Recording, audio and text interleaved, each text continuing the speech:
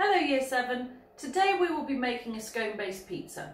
This recipe will revise the rubbing in method, and although it is not a classic Italian pizza, it makes a very quick and easy alternative that hopefully you will enjoy. The ingredients are 100 grams of self-raising flour, 25 grams of butter or hard margarine, 65 millilitres of milk, some tomato puree, or passata if you wanted to use it, and toppings of your choice. Today I'm going to be using salami and mushrooms, and of course you'll need cheese. You can use whatever type you like.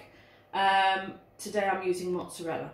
The equipment you will need will be a mixing bowl, a table knife, metal spoon, dessert spoon or tablespoon. You're going to need a small sharp knife, a measuring jug, baking tray and baking paper, and a chopping board. Okay, so we're going to start by rubbing in. This is something we've done before, but just to remind you, cut your hard margarine or butter into smallish pieces with a table knife, and then we're going to start rubbing in. To remind you how we do that, in case you're not sure, it's a little bit like clicking your fingers. Okay, so we're going to get a handful of flour, and we're going to push the butter into the flour using our fingertips. Have your hands upright this way round so you can see what you're doing. If you're doing it like this, you can't really see. So it's better if you have your hands turned up and let the flour just rain through your fingers. Okay, so once you've been rubbing in for about a couple of minutes, your mixture should have gone from white flour and yellow butter to a sort of overall crumbly, creamy mixture, creamy coloured mixture. Make sure you go right to the bottom of the bowl each time so you're not missing any flour.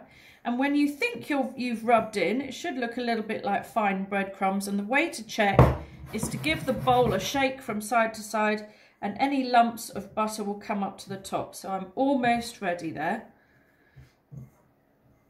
I think that's about it. Now the next job you're going to do is add your milk. When you're adding milk or any sort of liquid like water to a dough, you don't necessarily add the entire amount in the recipe. What you're going to do is add enough to make a soft dough. So you won't necessarily need all of the milk that you have measured out. So we're going to pour in a little milk and stir it really well with your table knife. I like to give the bowl a bit of a shake to help it along. Table knife is a knife you use when you're eating your dinner, in case you're not sure. This hasn't got a sharp end, so it won't scratch the bowl. Now, you can see it started to go a little bit clumpy, but we've still got a lot of crumbly bits. So add a little bit more milk, give it another good stir. If you don't stir it in enough, then you won't know whether you've added enough. So each time you pour in some more milk, give it a really good stir. I still think I need a little bit more there, not clumpy enough. Now, I think that's starting to look much more like it. Can you see how the mixture's coming together? And what you're looking for is for a ball of dough and a nice clean bowl. So the reason we use a knife is it's much easier to clean off than a fork or a spoon. And you can see I still have some milk left, so definitely don't pour it all in one go. You should be able to hold the bowl with one hand and just gather your dough together with your other hand. Okay, once you've made your ball of dough, you're going to pat out the shape onto your baking paper. You could pat out straight onto the baking tray. You'd need to sprinkle with a little flour first. So first of all, push it down, and we're going to use this part of the thumb, the nice chubby part I normally call it, to flatten the dough. So flatten the dough with your hand until it's relatively thin. Then what we're going to do is spin the paper as we pat it out to maintain the shape.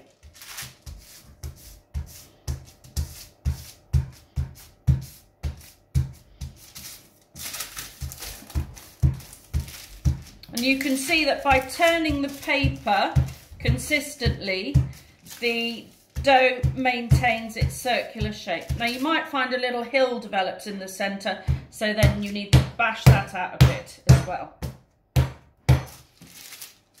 I'm just going to do a little bit more.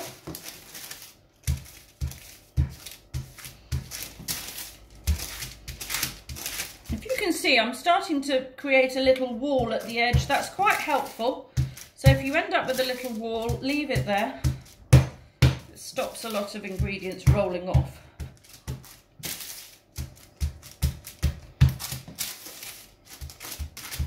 Now, because this is a scone-based pizza, you need to get it relatively thin. If you leave it too thick, then it has more of a cakey consistency, which is not really what you're looking for. So get it to about that size. As you can see, compared with my hands, this pizza is really only going to serve one person. So obviously you can double or triple your ingredients to make a bigger or more pizzas. Okay, so now we've got the pizza shape, we're going to add some tomato puree. I'm just going to squeeze some on.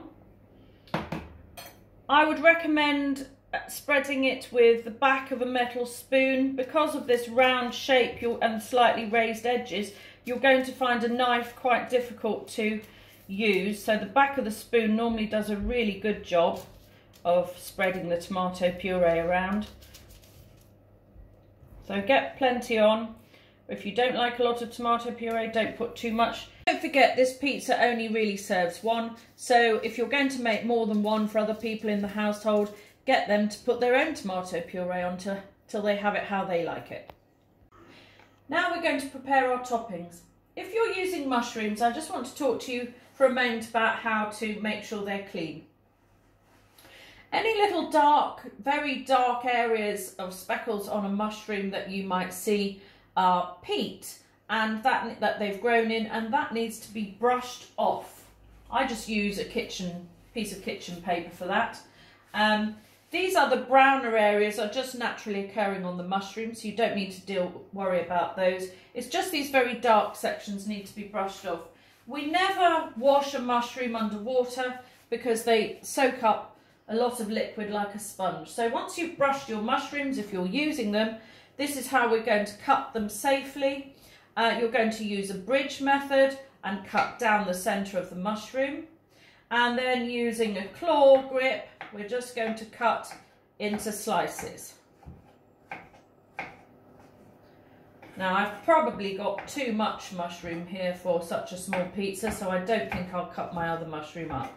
But it's quite easy to cut, it's nice and soft. Okay. Next, I'm going to cut my mozzarella. If you've got cheddar cheese, you might want to grate that, or you could put it on in little pieces if you wanted to.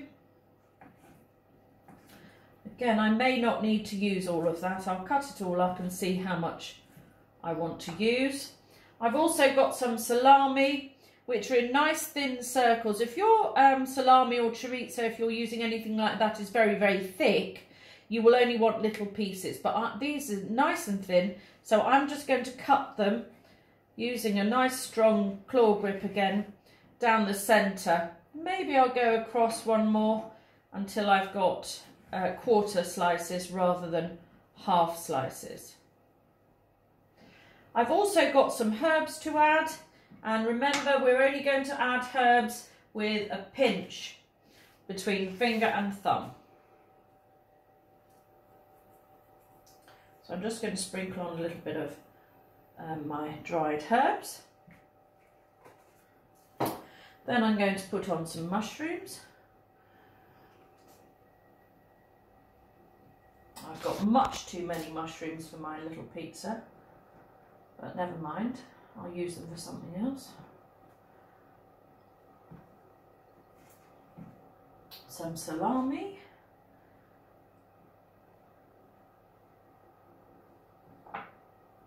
You can put whatever toppings you like on your pizza. You might want to put pieces of ham, little bits of pineapple. You might want to put on bacon. If you chop it up into little pieces, it will cook in the heat of the oven. What other things? Olives, garlic, anything like that. You might want to put peppers, and onions and things like that. So you can actually put whatever you like on your pizza. And then lastly, I would put the cheese. I'm just going to break this into little pieces. You always need a little bit of cheese on last, because otherwise some of the ingredients can end up drying out in the oven. And I particularly think more cheese rather than less is the way to go. It'll take about 15 minutes in a hot oven at 200 degrees C. Okay, and here's the finished pizza. Now, it should be golden brown. It should be firmish on the edges, so if you press the edge and your finger sinks right in, it's probably not quite done enough.